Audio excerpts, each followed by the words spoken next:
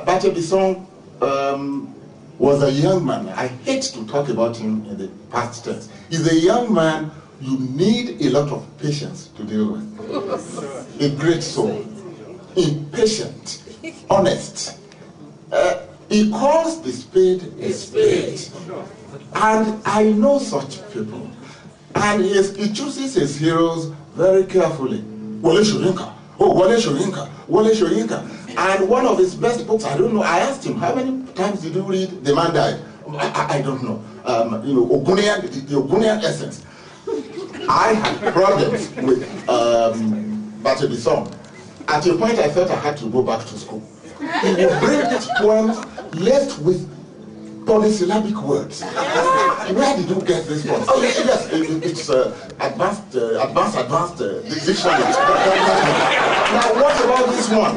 Yeah, actually, the first half of this word is English. The other half is not.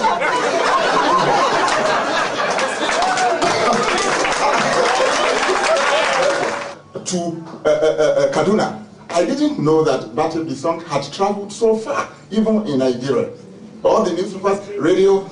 The last interview I had as I was stepping on the plane, that was 3 days ago in Nigeria, the young man was asking me, well, I don't belong in Bate Besong's generation, but I've heard about him. What about the book that was published? I told him, I said, oh, my own copy, please make sure you bring a copy to us here in Nigeria. This was 3 days ago. It takes such people to bring people together, to bring a continent together. And I say, we have a beautiful continent. Our rulership may not be as beautiful as we would like it to be, but we are capable of doing better. What people like Bate Besong are telling us is, if we can make it blaze, why must you produce a flicker?